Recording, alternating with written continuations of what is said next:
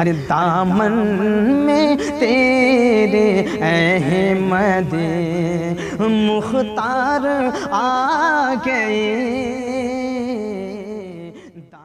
نے سمندر کو کوزے میں پرو دیا. بڑی مدلل باتیں ہمارے سامنے آئی ہیں. اب میں بلا تمہید اور بلا تاخیر کے آج کے اس اجلاس کے مہمان خصوصی اور مقرر خصوصی سے درخواست کرتا ہوں کہ حضرت تشریف لائیں.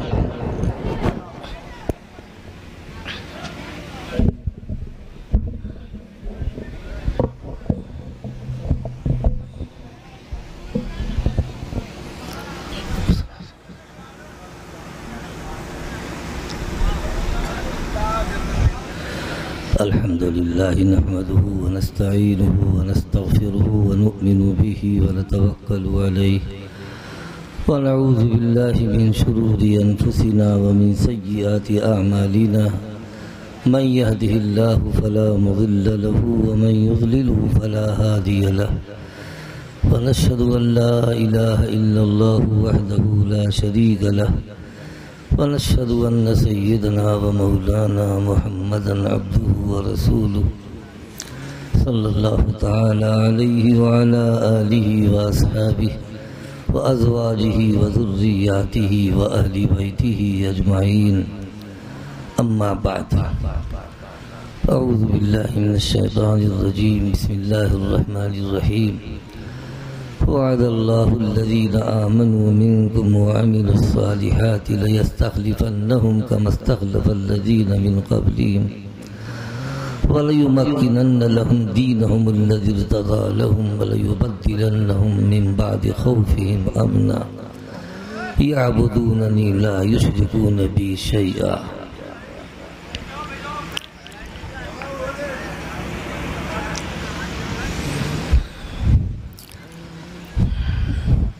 تھا آگے کی جگہ خالی ہو گئی تو تھا بڑھائی آگے.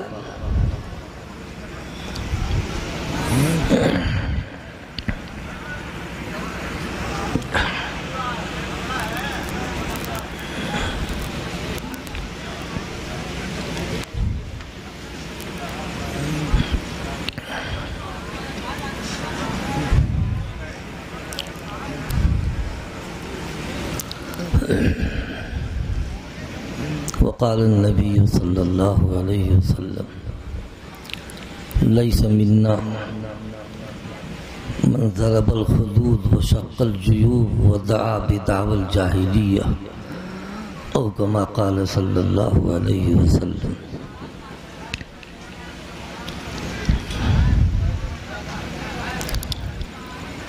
نبوت کے زمانے سے جب کچھ دوری ہو جاتی ہے تو اپنی خاص تعلیم بھی بھول جاتی ہے. تو اس بات کو یاد رکھیے کہ جو قوم اپنی تاریخ بھول جائے وہ ہلاکی ہی ہوگی، اور جو قوم اپنے اسلاف کا طریقہ چھوڑ دے اس قوم کو بھی کوئی تباہی سے نہیں بچا سکتا ہے. اللہ کا فرمان ہے اعوذ باللہ من الشیطان الرجیم لکل وجہۃ ھو مولیھا فاستبقوا الخیرات. ہر ایک کے لیے کوئی نہ کوئی رخ کرنے کی جگہ ہے، جس کا جدھر من چلتا ہے ادھر رخ کرتا ہے. لیکن ہم سے کہا گیا کہ تم بھلائیوں میں سبقت کرو، جلدی کرو.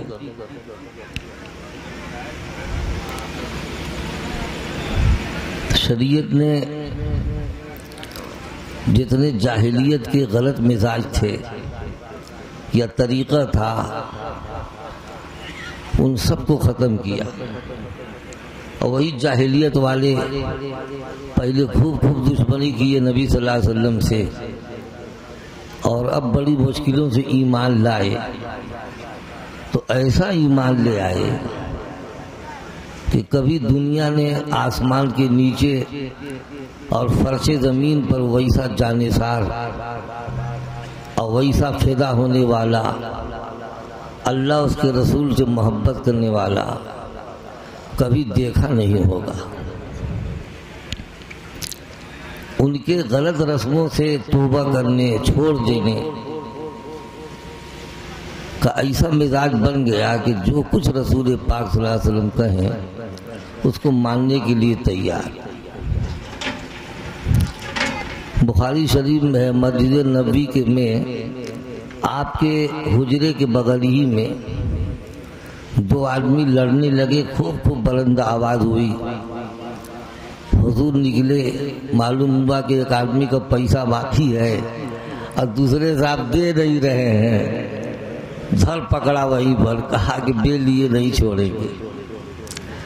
نبی صلی اللہ علیہ وسلم غصہ ایک دم عروج پر تھا، پتہ نہیں کتنے دن کا باقی تھا۔ نبی صلی اللہ علیہ وسلم نکلے، ایسے اشارہ کیا، یعنی آدھا لے لو آدھا چھوڑ دو۔ اسی وقت ڈھیلے ہو گئے، کہہ لگے ٹھیک ہے اللہ کے رسول، میں نے کر دیا۔ اب دوسرے سے کہا کہ اٹھو، اب آدھا ہی نہ دینا ہے، اس کو دے دو۔ ماننے کا ایسا مزاج تھا، ماننے کا ایسا مزاج تھا۔ اللہ کے نبی صلی اللہ علیہ وسلم نے شروع میں تو کیا کیا کیا، اس کی تفصیل نہیں بیان کرنا ہے، مگر یہ کہ مدینہ طیبہ کی زندگی میں سن 6 ہجری کے اواخر اور 7 ہجری کے ابتدا میں اللہ کے رسول صلی اللہ علیہ وسلم نے بہت بڑا پروگرام بنایا۔ وہ یہ کہ دنیا کے بڑے بڑے بادشاہوں کے یہاں خطوط بھیجیں دعوت اسلام کے، اور ہیں کتنے، مشکل سے 3000۔ اب ملک شام میں عیسائیوں کی حکومت تھی، فل پاور، جیسے آج امریکہ ہے نا، وہ اسی طاقت تھی۔ ادھر ایران، ادھر مصر، یہ فرعونوں کا علاقہ تھا۔ اب پروگرام بنا لیا کہ سب کو اسلام کی دعوت دینا ہے۔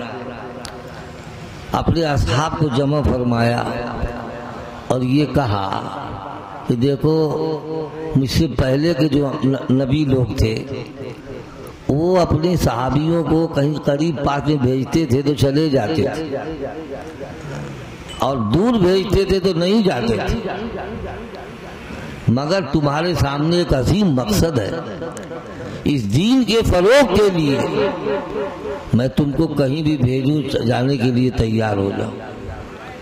ان لوگوں نے فوراً کہا آمنا صدقنا، ایمان لائے، آپ کی تصدیق کیا۔ اس کے بعد آپ نے مختلف بادشاہوں کے نام خطوط لکھے۔ خطوں کا مضمون عام طریقے سے یہ رہتا تھا کہ میں تم کو اسلام کی دعوت دیتا ہوں، میں محمد رسول اللہ ہوں، ایمان لاؤ، سالم رہو گے، اسلم تسلم، اسلام قبول کرو، سالم رہو گے۔ ایک ایک صحابی اکیلے اکیلے گئے خط لے کر، اور ان کو اس دین کے حق ہونے کا اتنا یقین تھا کہ ان بادشاہوں کے سامنے آنکھوں میں آ کے ملا کے بات کرتے تھے، اور اسی دربار میں ان کے دین کا باطل ہونا اور دین اسلام کا حق ہونا ثابت کرتے تھے۔ ذرا بھی نہیں ڈرتے تھے کہ ابھی ایک آرڈر آئے گا اور صاحب مار دیے جائیں گے، بالکل نہیں۔ اس طرح ان لوگوں نے کام کیا۔ اللہ کے نبی کے اوپر وہ اس طرح ایمان لائے تھے کہ چاہے پتھر پیٹ پر باندھنا پڑ جائے، پھاقا ہو یا خوشحالی ہو، ہر حال میں ہم آپ کی بات مانیں گے۔ سورہ حدیبیہ ہوئی سن 6 ہجری میں، کل ملا کے 1400-1500 آدمی تھے، اور عثمان غنی رضی اللہ تعالیٰ عنہ جو آپ کے دوہرے داماد تھے، عثمان ذو النورین اسی لیے کہلاتے ہیں، ان کو پیغام قاصد بنا کر کے بھیج دیا مشرکین مکہ سے بات کرنے کے واسطے۔ وہ گئے تو خبر مل گئی کہ ان لوگوں نے مار ڈالا ہے۔ اللہ کے رسول کو غم بہت ہوا، ایک درخت کے نیچے بیٹھ کے سارے صحابہ کرام سے بیعت لیا کہ خون عثمان کا بدلہ لیا جائے گا۔ ایک دم لڑنے بڑھنے کو تیار، مدینہ طیبہ سے دور مکے کے قریب بیٹھے ہیں۔ ان صحابہ کرام سے پوچھا گیا کہ آپ لوگوں نے بیعت کس چیز پر کی تھی؟ ان لوگوں نے کہا کہ موت پر، لڑائی ہو جائے گی تو بھاگ نہیں سکتے، بھلے مر جائے، ایسا ان کا ایمان تھا۔ اس دین کو غالب کرنے کے لیے سمجھا دیا کہ شروع میں کوئی بھی بڑے مقصد کو پورا کرنے کے لیے تھوڑی قربانی دینی پڑتی ہے، قربانی دینے کو تیار ہو جاؤ، پھر میرا وعدہ ہے کہ ساری دنیا پر تمہارا غلبہ ہوگا۔ ان کو یقین ہو گیا۔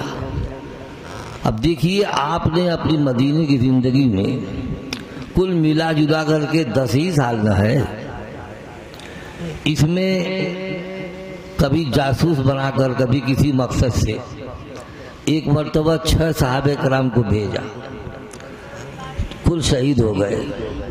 ایک مرتبہ 10 کو بھیجا، کل شہید ہو گئے۔ ایک مرتبہ 12 کو بھیجا، کل شہید ہو گئے۔ ایک مرتبہ 15 کو بھیجا، کل شہید ہو گئے۔ ایک مرتبہ 20 کو بھیجا، وہ بھی شہید ہو گئے۔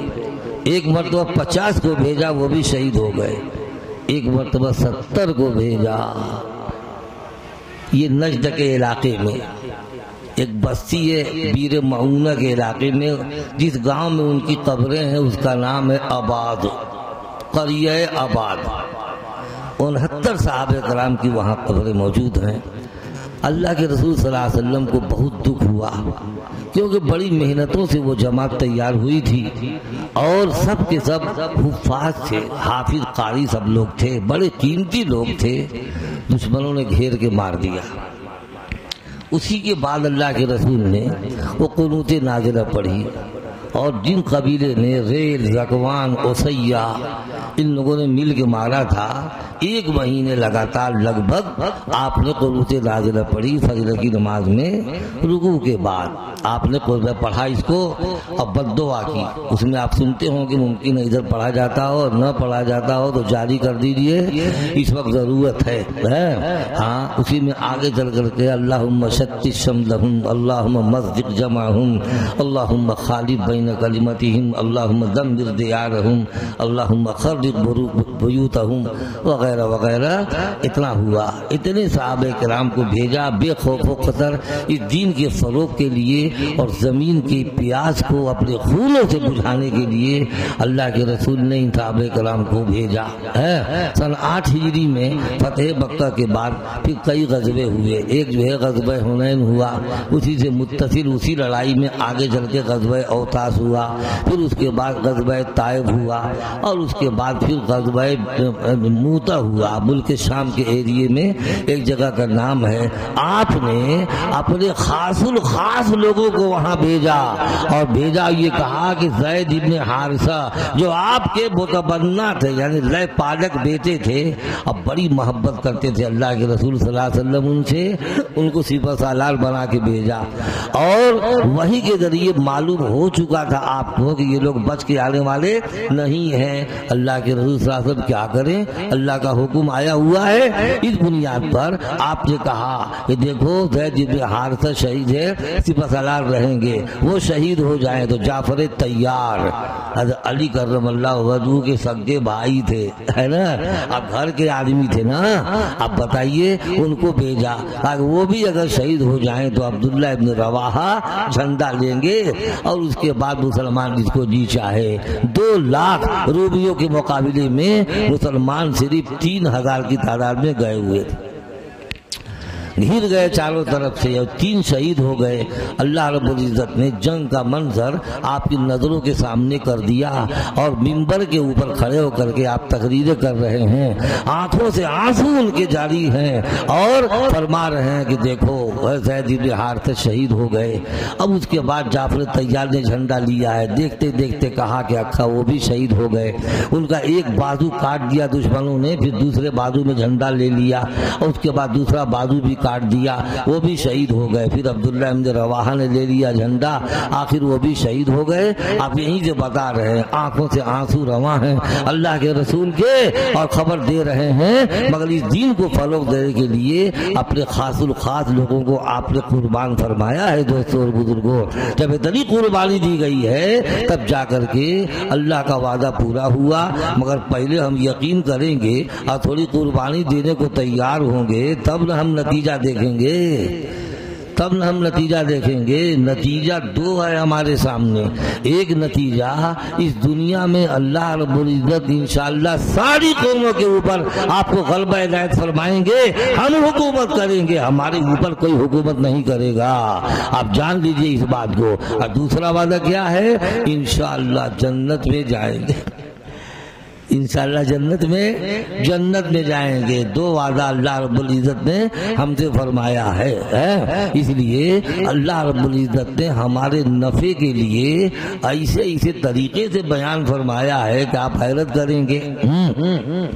یعنی مرزا غالب نے کہا نا کہ جان دی ہوئی اسی کی تھی، حق تو یہ ہے کہ حق ادا نہ ہوا، حق تو یہ ہے کہ حق ادا نہ ہوا۔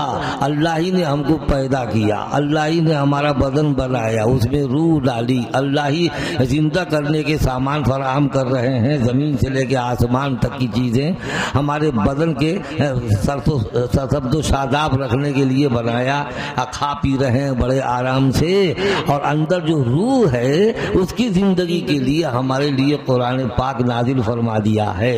اس واسطے جو صرف کھائے اور اپنی روح کو زندہ کرنے کا سامان نہ کرے، اللہ کی نگاہ میں وہ مردار ہے۔ کیا ہے وہ؟ مردار۔ اب مردار کو یا جلایا جاتا ہے یا دفن میں کیا جاتا ہے، اور غیر مسلم کافر تو عام طریقے سے جلا ہی دیے جاتے ہیں۔ آپ کے اندر بھی ایمان نہیں رہے گا تو جہنم کی آگ میں جلایا ہی نہ جائے گا۔ اس لیے وہ روحانی غذا ہماری، روح کی زندگی ہماری یہ قرآن مجید ہے۔ اگر ہم نے اپنے اندر نہیں اتارا اس کو تو اللہ کی نگاہ میں مردہ۔ اللہ فرماتے ہیں أَوَمَنْ كَانَ مَيْتًا فَأَحْيَيْنَاهُ وَجَعَلْنَا لَهُ نُورًا يَمْشِي بِهِ فِي النَّاسِ كَمَنْ مَثَلُهُ فِي الظُّلُمَاتِ لَيْسَ بِخَارِجٍ مِنْهَا۔ اے بتاؤ تو ذرا، وہ جو مردہ رہا ہو پھر ہم نے اس کو زندہ کر دیا ہو، اور ہم نے اس کے لیے ایک نور بنا دیا ہو جس کو لے کے لوگوں میں چلتا پھرتا ہو، یہ اور وہ آدمی جو اندھیاریوں میں بھٹک رہا ہے اور اسے نکل بھی نہیں پا رہا ہے، کیا یہ دونوں برابر ہو جائیں گے؟ کوئی سوال ہی نہیں پیدا ہوتا ہے، کوئی سوال ہی نہیں پیدا ہوتا ہے۔ اللہ رب العزت نے اس مضمون کو سمجھانے کے لیے کئی طریقہ اختیار فرمایا ہے کلام پاک میں۔ ایک جگہ فرمایا انزل من السماء ماء فسالت اودیۃ بقدرها فاحتمل السیل زبدا رابیا۔ کیا فرمایا؟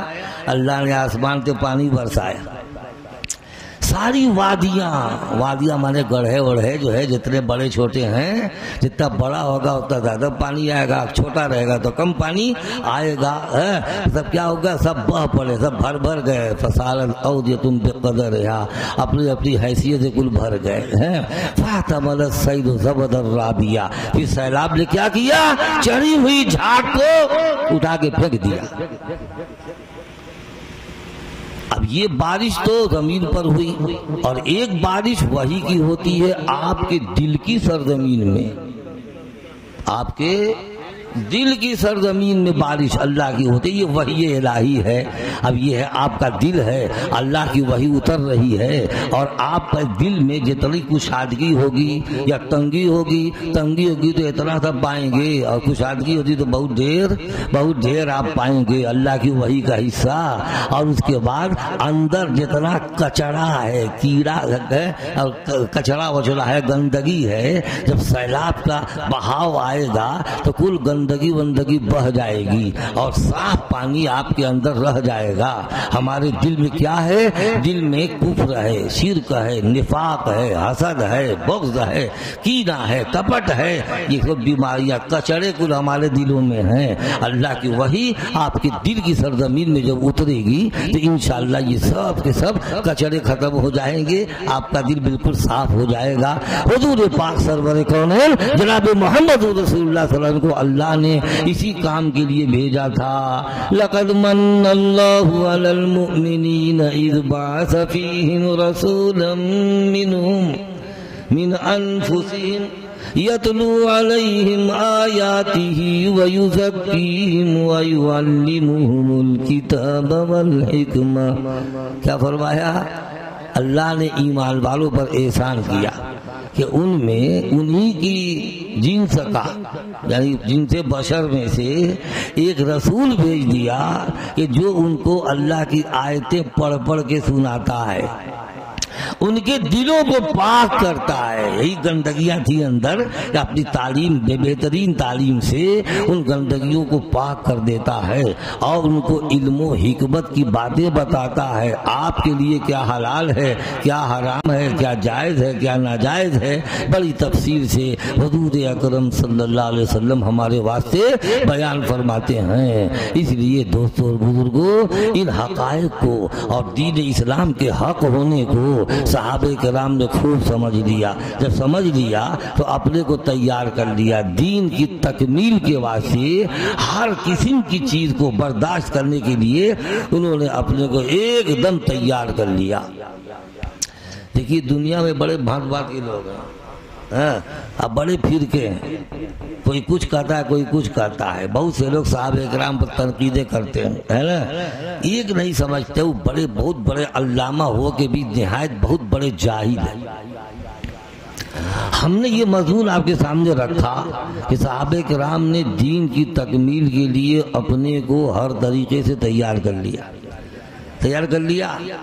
اب دین کے کیا حکم آیا؟ الزانیۃ والزانی فاجلدوا کل واحد منہما مئۃ جلدہ۔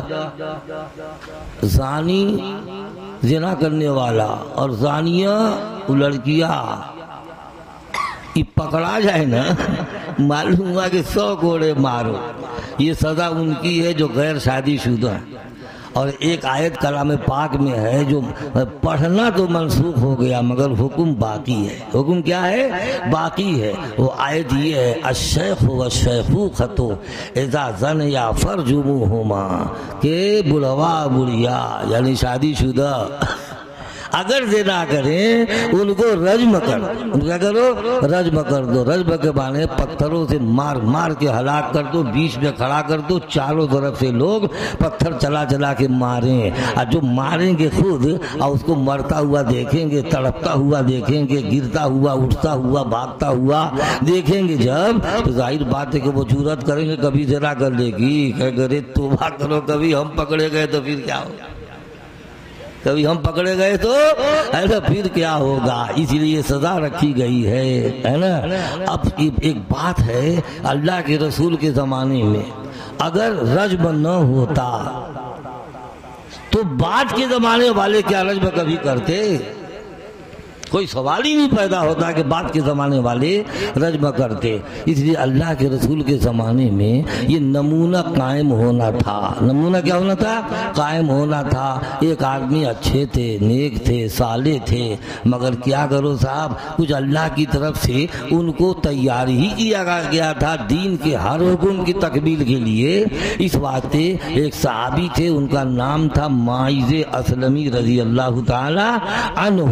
ان سے زنا سرزد ہو گیا، کوئی نہیں جانتا تھا، نہ کوئی پولیس گئی پکڑنے کے لیے، نہ کسی کو پتا تھا، دبک کے بیٹھ گئے ہوتے تو کوئی نہیں جانتا، بات ختم ہو جاتی وہیں۔ مگر ایسا دل میں ان کے جذبہ پیدا ہوا، ابال پیدا ہوا، اللہ کے رسول کی خدمت اقدس میں آئے اور سامنے کھڑے ہوئے، کہنے لگے کہ اللہ کے رسول میں نے زنا کیا ہے۔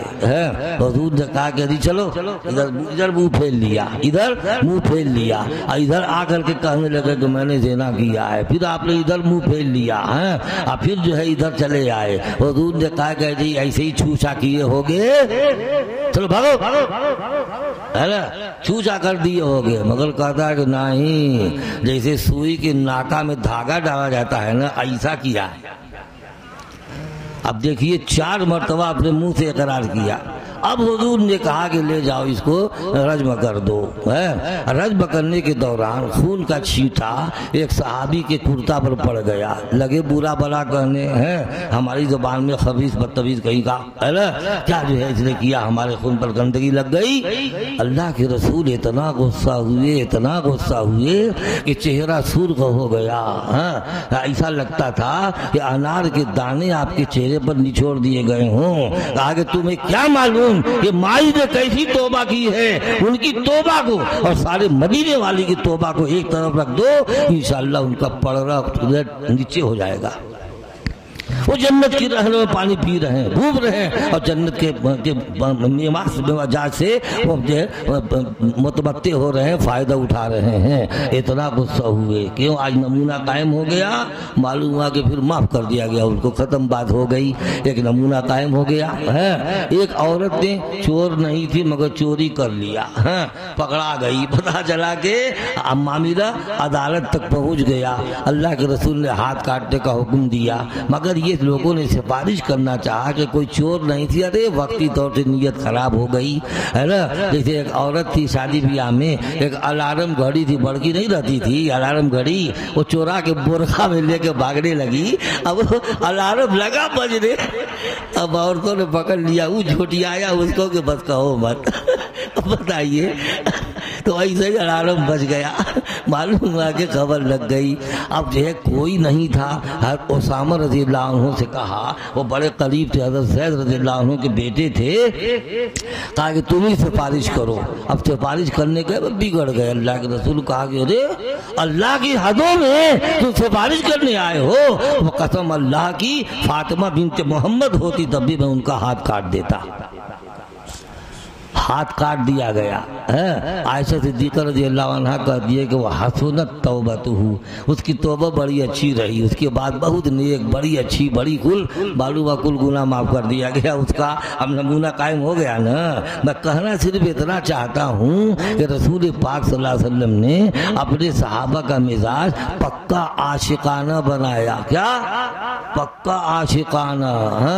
आशिक नहीं देखता है कि क्या मेरा नुकसान होगा, क्या नुकसान नहीं होगा। अकल न खाली सोचती है कि ये करूं तो क्या होगा, ये करूं तो क्या होगा। मैं जिहाद में चला जाऊं तो मेरे फूल जैसे 3-4 तो लड़के हैं गुलाब के फूल की तरह, अगर मैं मर जाऊं तो बेचारे कहाँ जाएंगे। और मेरी बीवी, अरे पूछो मत, आसोल है जवाला, आफत की परकाला, वो बेचारी कहाँ जाएगी, क्या होगा, कुछ नहीं है। बेखतर कूद पड़ा आतिश नमरूद में इश्क, अक्ल है महवे तमाशाए लबे बाम भी। अक्ल सोचती है कूद दूंगा तो पता नहीं क्या हो जाएगा, टूट जाएगा, पांव टूट जाएगा, सर पड़ जाएगा। और इश्क क्या हुआ, बेखतर आतिश नमरूद में कूद गया। इब्राहिम अलैहिस्सलाम चले गए कि नहीं, इश्क ये इश्क होता है। तो हमारे अंदर इश्क है अल्लाह उसके रसूल सल्लल्लाहु अलैहि वसल्लम का। जाहिर बात है ये इश्क सबसे ज्यादा ऊंचा है, इससे ऊंचा कोई इश्क नहीं हो सकता है। इस इश्क में बकिया जितने भी इश्क है दूसरे आदमियों के, लड़कियों के, दोस्तों के, माँ के, बाप के, उस्तादों के, ये सब डाउन है। और अल्लाह उसके रसूल का इश्क क्या है, 1 नंबर का है। इसलिए जहाँ उधर से तकादा आवे ये कुल इश्क खत्म हो जाएगा। यहाँ तो जो अल्लाह पर ईमान नहीं रखते और किसी से इश्क करते हैं, उनकी इस इश्क की शिद्दत का आलम ये होता है कि कितनों कहोगे अरे तौबा करो, का तुमको लोग कहते हैं, कहा कुछ नहीं। आपने सुना होगा लैला मजनू का किस्सा, बहुत सुने होंगे, पूरा किस्सा नहीं सुनाना है। उसकी मोहब्बत को दिखाना है कि कैसी मोहब्बत थी। सहराए नजद में वो था, रेत का मैदान है। अब वहां पर उंगलियां काट करके खून जो टपक रहा है उससे लिख रहा है लैला लैला लैला। कि तो कोई गुजरा और पूछा अरे मजनू ये क्या कर रहा है, کیا کہا؟ گفت مشق نام لیلا می کنم، گفت مشق نام لیلا می کنم، خاطر خود را تسلی می دہم. کہا کہ لیلا کے نام کی مشق کر رہا ہوں اور اپنے دل کو تسلی دے رہا ہوں. ایک بار دوست کے گھر والے پکڑ کے لے گئے خانہ کعبہ اور اس سے کہلوایا کہ چل کے خانہ کعبہ کا پردہ پکڑ کے دعا کرو کہ اللہ لیلا کی محبت میرے دل سے نکال دے. کہا کہ ہاں ہاں ہاں ٹھیک. اب آرام سے چلا گیا اور خانہ کعبہ کا پردہ پکڑ کے کیا بولتا ہے؟ الہی تبت من کل المعاصی ولکن لا اتوب حب لیلا. کہا کہ اللہ ہر گناہ سے توبہ کرتا ہوں مگر لیلا کی محبت سے توبہ نہیں کروں گا. جاؤ. سب کہے کہ کم وقت اب تو ختم ہو گیا معاملہ. یہ تو بندوں کی محبت کا عالم ہے. تو آپ تو الحمدللہ اللہ اس کے رسول کے عاشق ہیں. اس کے لیے کیا کیا نہیں قربانی دی جا سکتی ہے. یہی مزاج صحابہ کرام کا بنایا دوستو بزرگوں. اس بنیاد پر ہمارا مزاج بھی پکا عاشقانہ ہونا چاہیے اور اسی کی دعوت دی گئی ہے. اس بنیاد پر آپ اندازہ کیجیے صحابہ کرام نے کتنی قربانیاں دیں اس دین کو کھڑا کرنے کے لیے. مار کے بدر میں اللہ کی طرف سے حکم آیا اور اچانک دودھ بھیڑ کروا دیا اللہ نے. نکلے تھے قافلے کو خبر لینے کے لیے مگر دودھ بھیڑ ہو گئی مار کے میدان مار کے بدر میں. کل ملا جلا کر کے 300 صحابہ کرام تھے اور جو مخالف تھے وہ تیار ہو کے آئے تھے. اس زمانے کے ترقی یافتہ اوزار ہتھیار جو کچھ ہو سکتے ان کے پاس تھے. ہم مسلمانوں کے پاس ملا جلا کر کے شاید 2 گھوڑے 8 تلواریں 6 زیرہیں اور بقیہ کل گاڑھا کا کرتا پہن کے مکہ چلانے والے تھے. بتائیے ہے نا. مگر بھیڑنت ہو گئی. جب بھیڑنت ہو گئی تو وہ ایسے لوگ تھے کہ ان میں ایک بھی کوئی نافرمان نہیں تھا. اللہ کی مدد آئی. اللہ نے مسلمانوں کی مدد کے لیے آسمانوں میں فرشتوں کو ٹریننگ دیا. کیا کہا؟ فَاضْرِبُوا فَوْقَ الْأَعْنَاقِ وَاضْرِبُوا مِنْهُمْ كُلَّ بَنَانٍ. وہی ٹریننگ دے کے بھیجا تھا. کہا جا کے گردنوں کے اوپر مارنا یعنی چھک چھک اڑا دینا اور انگلیاں 5 دینا کہ کہیں سے پکڑ ہی نہ سکے تلوار یا نیزہ یا کوئی اور چیز. لہذا جن کو فرشتوں نے مارا نا وہاں پر جلنے کا نشان تھا. سمجھ میں آ گیا. ایک آدمی دوڑا رہا ہے معلوم ہے کہ اب مارا تب مارا تو مارنے کے پہلے ہی گردن چھٹک گئی اس کی. اللہ نے پہلے 1000 پھر 3000 پھر 5000 فرشتوں کو بھیج دیا. یہ خدا کی مدد آئی کہ نہیں آئی؟ آپ اندازہ کیجیے. اس طرح خدا کی مدد آیا کرتی ہے اس طریقے سے.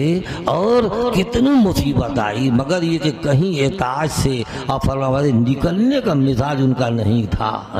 اب یہ دیکھیے لگ بھگ 10,000 سے زیادہ کا لشکر جرار آ گیا. کہاں پر؟ غزوہ احزاب جس کو غزوہ خندق بولتے ہیں. اب یہ مسلمان تھوڑے سے تھے ابھی کیسے اپنے کو بچائیں. اب مدینے کے قلب میں یہودی آباد تھے جنہوں نے انہی لوگوں سے ساز باز کر لیا تھا. اب مسلمانوں کا معاہدہ توڑ دیا تھا.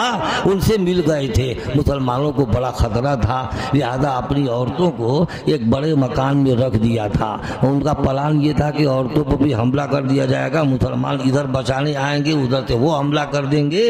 معلوم ہے کہ یہودی آیا پتہ ہوتا لگانے کے واسطے. تو وہاں پر حسان ابن ثابت رضی اللہ تعالیٰ عنہ جو شاعر رسول کہلاتے ہیں تو ان کو پہرے کے لیے لگا دیا گیا تھا.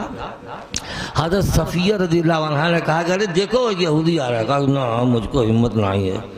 وہ بیچارے ہمتی نہیں تھے اس لیے عورتوں کی پہرے داری کے لیے رکھ دیا گیا تھا. یہ تبلیغ والے جو ہے نا امیر بنا دیتے کسی مرد کو عورتوں کا. تو اب اس کے بعد وہ نہیں گئے، بس اپنے کہا کہ ڈنڈا لے کے نکلی، اب پچھوا سے جاتے جاتے مارا اتنا تیز کہ الٹ گیا، دائیں مار کے منہ آئی دیا۔ اب حسان جو صحابی سے کہا کہ جاؤ اس کے ہتھیار تو کھول لو، مرنے کے بعد ڈر لگ رہا ہے، بیچاری خود ہی گئی جا کے ہتھیار نوچ کے اس کے لے کر کے آئی۔ تو خیر اس طریقے سے ان کی سازش کیا ہو گئی، ناکام ہو گئی، مسلمان ہوشیار ہو گئے۔ اور ادھر مدینہ طیبہ کو بچانے کے واسطے اللہ کے رسول نے حکم دیا کہ مدینے کے 3 طرف خندق کھودی جائے، ایک طرف تو پہاڑی تھی ادھر سے حفاظت تھی، لہذا خندق کھودنے کا حکم دیا، وہ بھی خندق خوب چوڑی خوب گہری تاکہ کوئی گھوڑا دوڑا کے بھی اس پار نہ پہنچ سکے۔ اور موقع کیا تھا، وہ صحابہ کرام 3 دن سے فاقہ چل رہے تھے، پیٹ میں کچھ نہیں گیا تھا۔ اب موسم جانتے ہیں کیسا تھا، ایک دم برفیلی ہوا چل رہی تھی، نہایت سخت جو ہے موسم سردی کا تھا۔ اسی حالت میں صحابہ کرام وہ خندق کھود رہے ہیں، اور خود اللہ کے رسول صلی اللہ علیہ وسلم بھی شریک خندق کھودنے میں۔ خندق کھودتے کھودتے حال یہ تھا، اللہ کے رسول کا یہ سینے مبارک کا رنگ پتہ نہیں چل رہا تھا، گرد و غبار سے اٹ گیا تھا، اور آپ بھی پتھر باندھے ہوئے تھے۔ ایک صحابی نے زبان سے کچھ نہیں کہا، کیا مگر یہ کہ کبھی چپ چپ بھی تو بات ہو جاتی ہے نا۔ ایک صحابی نے اللہ کے رسول کے سامنے اپنا کرتا اٹھا کے دکھایا، ایک پتھر بندھا ہوا تھا، تو اللہ کے رسول بھی زبان سے کچھ نہیں بولے، اپنا کرتا اٹھا کے دکھا دیا، 2 پتھر بندھے تھے۔ کیا مطلب میرے دوست، میرے صحابی، تو اگر 3 دن سے بھوکا ہے تو رسول 6 دن سے بھوکا ہے۔ اب معلوم ہوا طاقت کا عالم کیا، ایک چٹان نکل گئی نیچے، کسی سے ٹوٹ ہی نہیں رہی تھی۔ اللہ کے رسول سے کہا کہ ایسی بات ہے، کہا کہ ابھی چلتا ہوں۔ معلوم ہوا کہ لیا کلہاڑا اور پیچھے کی طرف سے مارا، ایک مرتبہ بخاری شریف میں ہے کہ قصیبم مہیلا ہو گیا، بہتی ہوئی ریت، کیا ہو گئی، بہتی ہوئی ریت، اور 3 مرتبہ آپ نے مارا، ہر مرتبہ چنگاری نکلی، اور آپ نے خوشخبری دیا بصرہ کی، ملک شام کی اور دیگر ممالک کی آپ نے۔ تو منافقین لگے تانا مارنے کا کہ بھائی دیکھو رہنے کو جھوپڑی میں، خواب دیکھے محل کا، اپنے بچانے کے لیے خندق کھود رہے ہیں۔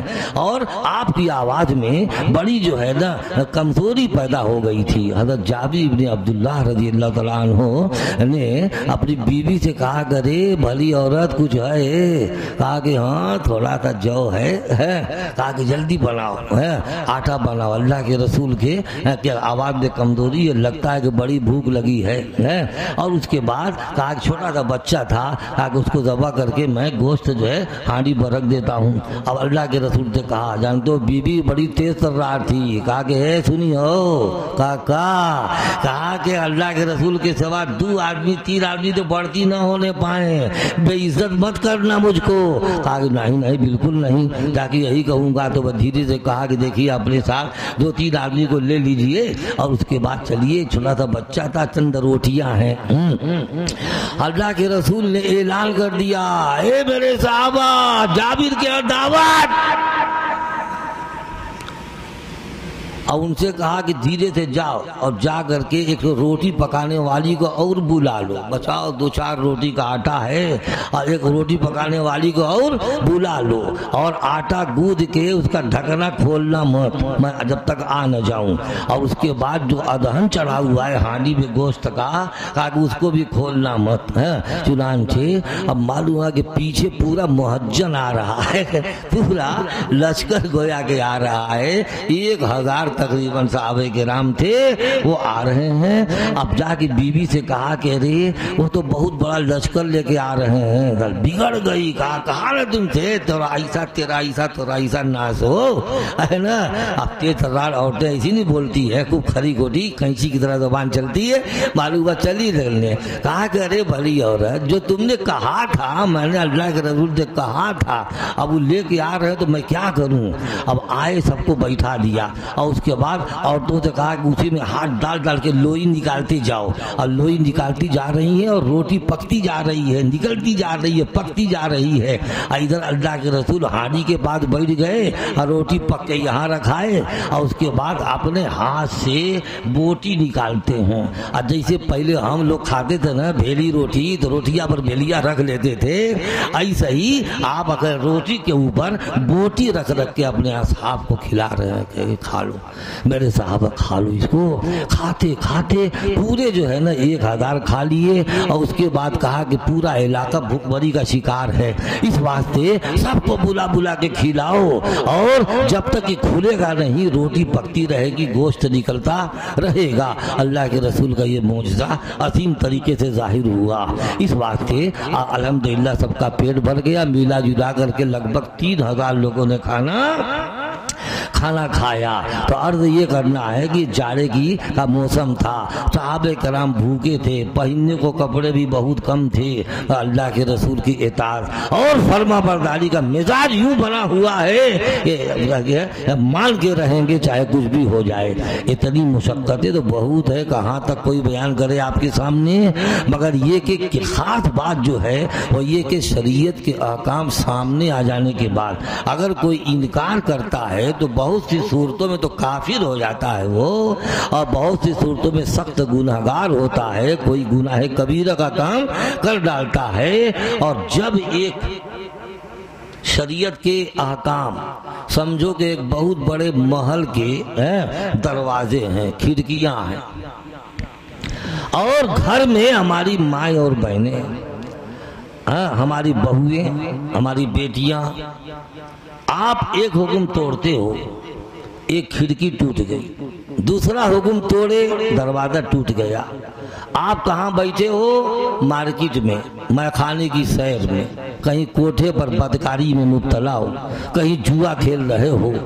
اب جب دروازہ ٹوٹا ظاہر بات ہے کہ آپ نے اللہ کا حکم توڑا ہے، اپنی نفسانی خواہشات کی پیروی کی ہے نا، اس واسطے ابھی تو حفاظت ہو رہی تھی اس کی، اور اب جب آپ خود ہی باہر نکل گئے توڑ کے، اب جو ہے حفاظت کرنے والے بھی سرک گئے، اب دشمن آ گیا، گھر میں گھس گیا، ماں کا کلائی پکڑ لیا، اور وہ ماں چلا رہی ہے بیٹا بیٹا کہاں ہو، اب جلدی آؤ تھوڑی دیر میں میری عصمت لٹ جائے گی۔ ادھر بیٹی پکار رہی ہے ابا کہاں چلے گئے، ابا کہاں چلے گئے، ادھر بہن پکار رہی ہے کہ بھیا کہاں چلے گئے، جلدی آؤ ابھی عصمت میری لوٹی جا رہی ہے۔ عزت گئی مگر کسی کا کہیں پتہ نہیں، تھوڑی دیر میں گھر خانمہ برباد، سب تباہ ہو گیا، دشمنوں نے عزت لوٹ لیا۔ یہ اللہ نے بیان فرمایا کہ الم ترک، ارشاد فرمایا وہ آیت کیسے بلام ابن باروا والی، ہاں آ گیا، وَاتْلُ عَلَيْهِمْ نَبَأَ الَّذِي آتَيْنَاهُ آيَاتِنَا فَانسَلَخَ مِنْهَا فَأَتْبَعَهُ الشَّيْطَانُ فَكَانَ مِنَ الْغَاوِينَ۔ کیا فرمایا؟ اللہ رب العزت اپنے حبیب پاک سرور کونین جناب محمد رسول اللہ صلی اللہ علیہ وسلم کو بڑے خصوصی طریقے سے فرماتے ہیں کہ ان لوگوں کے اوپر اس آدمی کا قصہ بیان کر دیجئے جس کو ہم نے اپنی آیتیں دی تھی، آیتیں دی تھیں، آیتوں جس کو آیتیں دی تھی نا وہ بہت بڑا علامہ تھا، بہت بڑا علامہ، موسیٰ علیہ السلام کا ساتھی تھا، بزرگ تھا، دعائیں قبول ہوتی تھی اس کی، تو اس کو موسیٰ علیہ السلام نے بھیج دیا ایک بادشاہ کے ہاں اسلام کا پیغام دینے کے لیے۔ وہ گیا تو بادشاہی ٹھاٹ بار جب دیکھا ہے تو ادھر ہی کا ہو گیا، اور دائرہ اسلام سے اسلام سے باہر ہو گیا، اس کو اللہ نے مثال دیا ہے فَانْسَلَخَ مِنْهَا، اس میں سے سرک کے بھاگا۔ عربی زبان میں انسلاخ بولتے ہیں سانپ کا اپنی کچلی سے باہر ہو جانا، کچلیاں چھوڑ دیتا ہے، لوگ سمجھتے کہ سانپ ہے مگر سانپ تو نکل بھاگا، کچلی چھوڑ گیا۔ ایسا ہی ہم جب تک کہ اسلام کے دائرے میں ہیں گویا کہ ہم ایک قلعے میں بند ہیں، اب اسے سرک کے اگر بھاگ جائیں گے تو ظاہر بات یہ کھول خالی پڑا ہوا ہے اور خانے خالی دا دیو بھی گیرت، خانے خالی کو شیطان پکڑ لیتا ہے، لہذا اب جو ہے آپ تو بھاگ گئے، فانطلق بینہا فاتبعہ الشیطان، شیطان نے اس کا پیچھا کیا، فکان من الغاوین، کیا ہوا؟ ارے بارش آ گئی، ارے تیز نہ ہو تو اللہ کی رحمت ہے، لیے جاؤ، کیا پریشانی ہے؟ ہاں اب دعا ہی کر دے تو اچھا، چلیے دعا کر لیجیے، پھر کبھی موقع ملا تو تکمیل ہوگی، ابھی تو اصل مقصد تک پہنچ نہیں پائے، چلو دعا کرو۔ الحمدللہ رب العالمین والصلاة والسلام علی سید المرسلین، ربنا ظلمنا انفسنا وان لم تغفر لنا وترحمنا لنکونن من الخاسرین۔ اے اللہ اس مختصر سی دعا کو قبول فرما، دنیا آخرت کی ساری بھلائیاں ہمیں نصیب فرما، دشمنوں کے غلط پروگراموں سے ہماری حفاظت فرما، ہمارے مساجد مقابر مدارس کی حفاظت فرما، اللہ ہمارے جان و مال کی حفاظت فرما۔ ربنا تقبل منا انک انت السمیع العلیم وتب علینا انک انت التواب الرحیم، وصلی اللہ تعالی علی خیر خلقہ محمد وآلہ واصحابہ اجمعین برحمتک یا ارحم۔